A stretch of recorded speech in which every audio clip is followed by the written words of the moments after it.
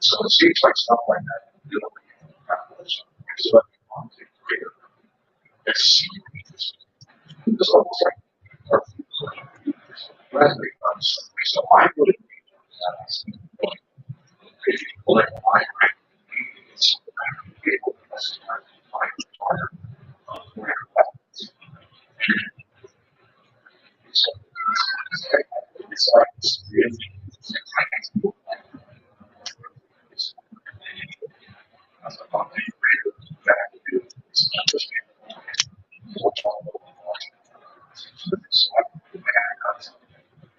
it's yeah, I'm not just here's an existing things to like more and more I would like to suit what I provide the platform to work out. That's awesome. For those of you that are kind of new to the art world and you're brought here more from the digital side of things, Frank Kozik over here and Jermaine Rogers right here, these are pioneers of different art movements. These are guys that are some of our heroes. They have guided us, and they are IP that if they're into digital, we want to follow these guys because following in the past has paid off. And I'd like to see right now by a show of hands, who got into VeVe through some of the licensing properties, like a Disney or a Marvel, like something that you recognize brought you in the door. Now keep that hand up if you bought something from an artist that you met through VeVe. See, that's the proof that that is the carrot on a stick that brings people into the space. And then once they're there, like, how did I not know who Tara McPherson or Frank Kozik or Jermaine Rogers is? Jermaine, I have a question for you. You've been on this road for a long time. A lot of us that are visual artists, the first time that somebody explains this to us, we go, what the fuck are we doing? And we all have a different moment when it clicks. What was your moment when you're like, oh, I see this. I want to be a part of this? I guess it was just this sort of gradual awakening. Like as an artist, you have a little bit of a God complex as an artist. Very honest. Yeah, because you're creating, and there's a real high that you get from creating, especially universe building, creating things and beings and places that people fall in love with, and it becomes a real part of that daily experience. So when I started looking at the work that David, Dan were doing, and realizing like, oh, this is an opportunity to create a universe. You know, perception is reality, right? And that's one of the things that all the VeVe people understand that a lot of others don't understand yet. Perception is reality. If you think it's real, it's real. And art works on that whole premise. Like the whole exercise of art is this sort of illusion that if you can get one other person to believe in it, it's real. And so this idea mixed with the technology, it's just, for me, it's just delicious to me to think that I can build a world here that really has no physical boundaries and that challenges the viewer to decide how they want to interact with the art. Like, are you really here for the art, or are you just here for stuff? And if you're here for both of them, that's great too, right? But I'd like you to at least be into it for the artistic experience on some level. And for artists like Frank and Jermaine, what I'm excited about is both of these guys learned to design within restraint of screen printing, clients, low budgets. So now that they're in a world where everything's possible, they both know that restraint is their signature style. So I'm always very excited to see how gentlemen like yourself balance that. Well, I've always been these colors within these restrictions. And how do they make the impossible possible without overdoing it? You know, like the first time I opened up Photoshop, I was like, look at all these colors. And then you go out and screen print, you're like, look at these 3 colors, right? And that's where good artwork comes from. So Jermaine, do you see a lane of possibilities, but also still trying to keep yourself in the fact that restraint has made you such a well-recognized artist? Yeah, I think restraint, because like the best art imitates nature. Yeah, it's, but the whole idea of color theory, for instance, it's like nature is perfect color. You look at an apple, a red apple on a green tree, and it looks so great. And you go like, oh wow, the color spectrum says that these two colors make each other brighter. Well, that's that's nature, it's evolution, right? Well, the fact that that is the case, nature shows restraint. So I want to continue to show some restraint.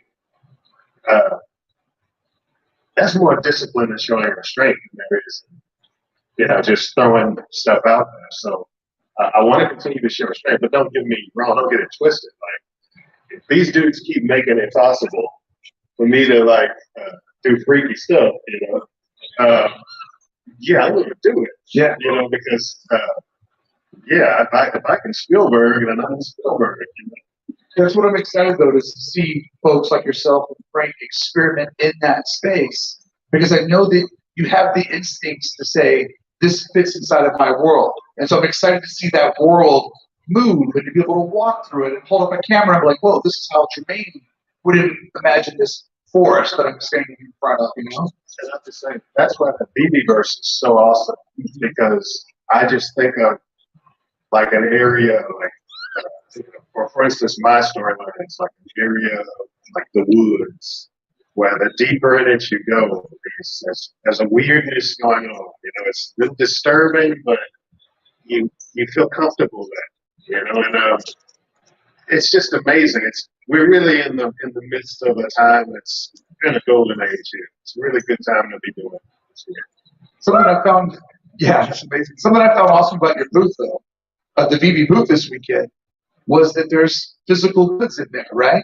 So not only have you brought people in through this space, but now like the Jermaine Rogers character that's up on the platform there, such an amazing piece. Like, it's fun to see it kind of go back and forth, right? So let's talk about the idea of you guys actually making physical goods as the digital company. Yeah, probably wasn't what we set out to do initially, because it was very much a digital product. But as we've seen across this weekend, a lot of people here probably haven't been to a DesignerCon before and maybe wouldn't have come otherwise. But through the digital platform, we're finding that people are flooding from Europe, people are flooding from around the country, and now we can combine that and reintroduce physical products or physical works. So that's where it all began. For us, it's a really satisfying way to be able to link those products and link people to the creators. And I'm assuming as CEO and working with companies, let's talk a little bit out of the gate when you're getting your first licensing deals. I'm sure you got a lot of, what the fuck are we doing? But now with companies like Lamborghini literally rolling into the booth, are those deals? Yeah. Hands up if you drive a Lambo as your daily driver. You guys just let you sit in the garage like me?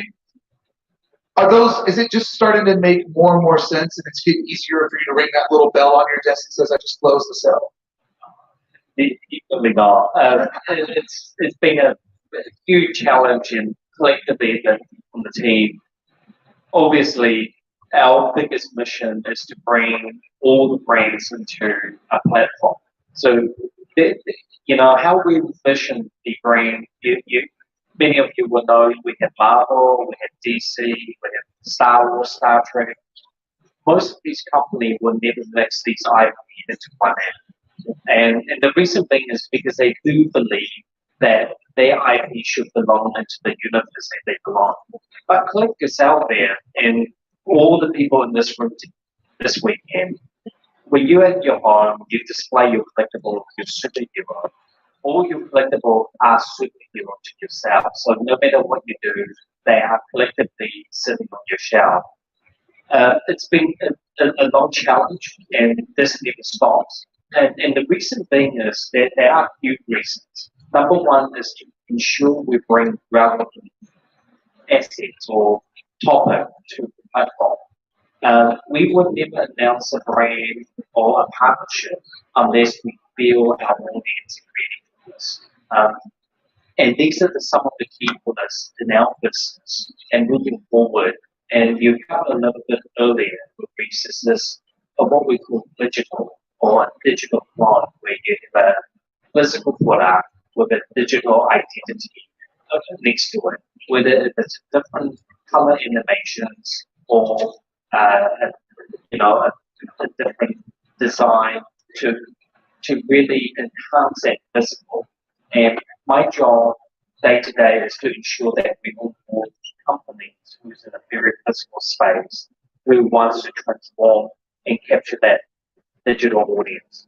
Yeah, I mean, we're in a room full of super early adopters, right? Like this is like as Frank said when we were talking earlier today, like this is something that's not going away. It's a new genre that was created right in our lifetime that's here for the long haul. So we're very, very early adopters. And I think that the digital space is a very, very important half step that everybody else needs to follow us all into the future, right?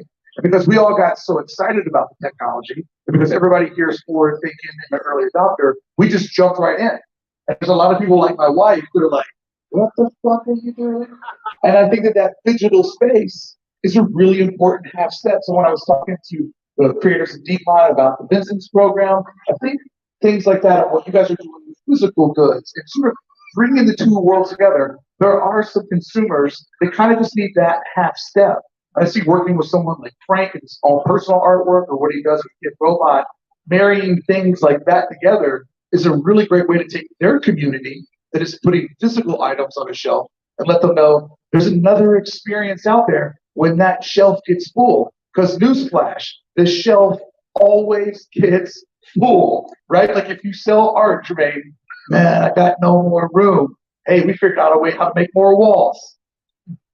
Frank, how do you see the importance of, bringing in people in that half step, slowly get people to go into this thing that you're all on board on, but there is a little bit of consumer resistance that just needs to be met? I mean, some people have trouble. Some people, like it's on the phone, it feels very ephemeral because they don't understand the underlying technologies, the value of it being on the blockchain. That's a whole other discussion. Like, what are you really buying? You're buying a certain amount of computational time that has value, right? So that's a deep level thing. In the short run, yes, like providing a digital match or a real life experience attached to your digital purchase, it does give people something to hang on to, right? And some of them will never quite get it, but most of them will like meet other people, and the talk will start, and the super fun collector competition starts, right? We all like to get the rare, and you'll get there. In the short run, though, the digital model is actually really great for the independent artists and even the big IP, because my experience is that I probably have 10,000 new customers on VeVe minimum, right? Most of them had no idea that you could actually get a physical rabbit toy or plush, or there were other artworks, they get to discover, right, stuff they may want, and I get new collectors that I had no other way to reach. That's valuable to IP and to artists because what it does is we get an immediate short-term reward for doing a long-term commitment to VeVe's model. So it also helps us over a hump. It makes me feel safe. It makes me want to do more. And as you all know, David collects toys, right? So, what you love originally is always going to be there. So to me, it's a win-win scenario. You win on both sides. Not only do you get faster acceptance, you get more security, but there's a short-term return. Just you get more action overall. I mean, it's all free. Yeah. Like no one's paying for it, right? And I think that short-term gain, no, it totally makes sense, because I think that short-term gain gives people a customer confidence of like, well, I'm putting up $100 today, and I walk away with this in my hand, and maybe that digital part that they don't understand yet, when they're on their phone, aka taking a shit, they're like digging around, they're like looking at stuff, like, oh, this is awesome, and it's that level of exploration when you're already, letting it all go anyways, that you start to dig around and find another element.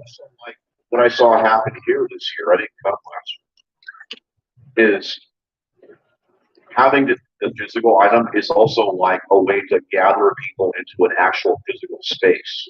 And there's something they can touch and get signed to screw with, right? And so even though the long-term true value will not be the t-shirt, it will be the NFT, right? Or the digital collectible, or whatever we decide we want to call it. In the long term, okay, that process of people physically meeting, that's something that doesn't really happen elsewhere in the digital landscape. Right. There's like the Ape Fest, but we all know what that is, right? Okay, it's a little weird, right? Yeah. So this is a way to actually bridge the gap from between like the inhumanness of technology and like we had a really fun weekend. A bunch of people hung out. They made connections. They made friendships. They fucking partied. And all I saw, okay, everybody that was like, dude, this is weird. This is weird. Why are you doing that? I go, look, man, like all I saw all weekend was everybody was happy. Yeah. And if, collecting and art doesn't make you happy, it's not good. So this is good because y'all were pretty stoked this weekend, right? Is anybody pissed off or sad that you came? No. What the hell more do you want? It's perfect. Well, I mean, perfectly put. Friday night, VIP night, everybody rushes to where they think the gold's at. You guys are a digital business. It's all quote unquote make believe and invisible. But I saw a real fucking line. And I saw a lot of people standing in it and they were having a good time. Because if you're standing in line for something that you love, it's part of the experience. It's part of the journey. And the people around you love it. Like everybody here has probably met somebody standing in line for a concert. You love the same band. You identify with the same sort of morals of the artist. And I saw people over there doing what they normally don't do. Dude here at the top of the hour, boom, got it, told his buddy. It was a two-person community, right? But over there, everybody was having fun standing in line and being together. So it does show that a digital community has fun standing next to each other and be like, what do you collect or what are you into? What are you standing in line for? What are you trying to get? Can I see the price list? Like it's those moments that just make this a full circle experience. Yeah, I completely agree with that. It's not just team and product. It's we all celebrate the wins together. We all celebrate the losses together, and collectively we're moving that story forward. And I just don't know an experience where you would get that feels. So we're getting ready to head into a new year. What are some of the big goals for VeVe going into 2023? And when we see you here next year, what would you like to have pulled off between now and then? World domination. You've dominated your own world. Yeah, our biggest goal moving forward in 2023, and by the way, our legal counsel's down there, so I'm not allowed to make any false statements or anything. And I just saw my co-founder walking in, so I want to make sure that he's not under pressure to do the deliverables in our fans out here. We just want to make sure, number one, is that everything we build through bright faces, that we're no longer, going to be rushing into deliverable. Because this, as you mentioned earlier, is that you guys don't even know how early you are. You guys are in extremely exceptional early stage this transformation. I've been collecting over 20 years, from stamps to telephone cards to toys now, and I'm still collecting today. This entire weekend, Frank, Jermaine, drawn pieces of artwork, but I collect this, because it's a new medium. It's a new choice for people to collect. We're not trying to say don't collect the physical. We're just saying it's an alternative option. But now the fans wants to go, what else can these digital collectibles do? And the best thing we are going to be launching in 2023 is the VeVeVerse. Yeah. It's the experiment. What else you're going to do? How are you going to put this in your home, your environment, invite your friends and build your own community? One of the biggest things about VeVe is about the community, and it's about because every single member out there, every single user are their own star. They are the artists. You see the fonts, the artworks that they put together with the ID that will apply to them. It brings them closer together. Through the pandemic period, a lot of these users never thought they would be a creator in that way, but they all are. They created their own showroom. They publish, they upload it to their social media, and there's other people like it, and they discover new friends and new community through that way. So 2023 is about the metaverse, is about that experiment and hustling to bringing it to another level. You know what I love about that is physical goods will never die. We'll always live in this world. But with digital, what you just said there that I really liked is that we don't know what's next. And that's the fun of it, right? It's a new frontier. It's adventurous. You guys couldn't totally tell me anything you're doing next year because even you don't know what you're doing next year, right? And that's part of the fun of the community and the buy-in, the camaraderie of it. And I could probably speak on behalf of everybody here. We're excited to see what comes next. Let's make some noise for Frank Kozik, for David, for Jermaine Rogers, and for Risa VeVe. Thank you guys so much. Our first standing ovation of the weekend. I'll be on this stage at the top of the hour interviewing Jeff Staples and other folks inside of the Web3 space. So if you got nothing better to do, we'd love to see you back here at 3 o'clock. Thank you so much, VeVe and your friends, for coming out here. Thank you. Thanks, everybody. VeVe fans, I'm thinking to do a massive selfie. So if you want to be part of the selfie, that's all come in.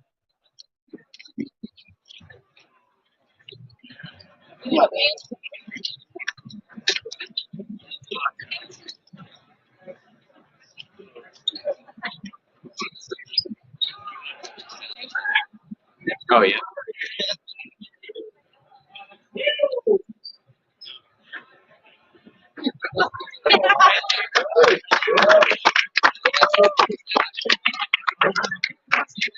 So, you make it last night? I did. No, got home. Yeah. What that was? Huh? No, because by the time everyone came, it was like 30 to 40 before the Ubers and this came. It was like fucking maybe some people. You streamed the whole thing? Yeah. Let's go, Discord fam out here. Join the Discord, like, comment, subscribe to Hello K's YouTube channel. Always crushing it. We appreciate you, baby. Let's go. OMW, no FOMO gang. No FOMO gang, you know, the good old days. I just had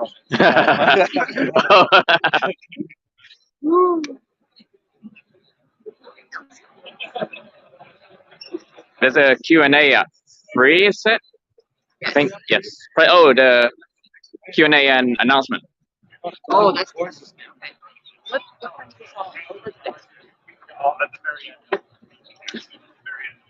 Okay, so 3 o'clock, we'll be back. 3 o'clock. Big reveal. It's gonna be a game, anime, 2D from left to right. There's a only earning, play to earn, and burn. Hey. Oh, we've got we need to show you something cool. What's that? So Venkatesh came up with this new Omi burn idea. Oh yeah. No fuck. Let me show you.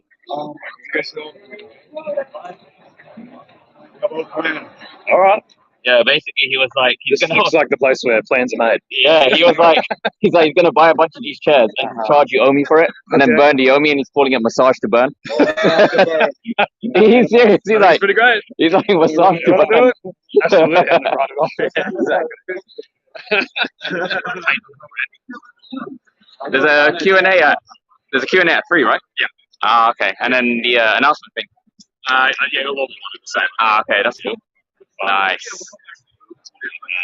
Yeah, we're almost done, aren't we? Yeah.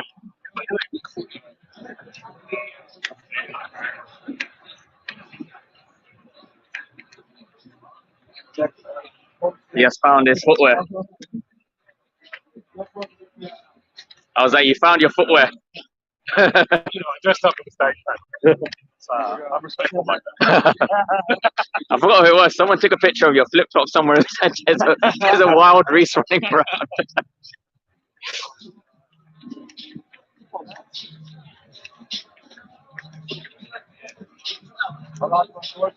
We can just like see your hair like swooshing. Like, yeah. Yeah, I was careful last night. Well, normally I'm quite hungover and hungry. I thought I brought my legs out before.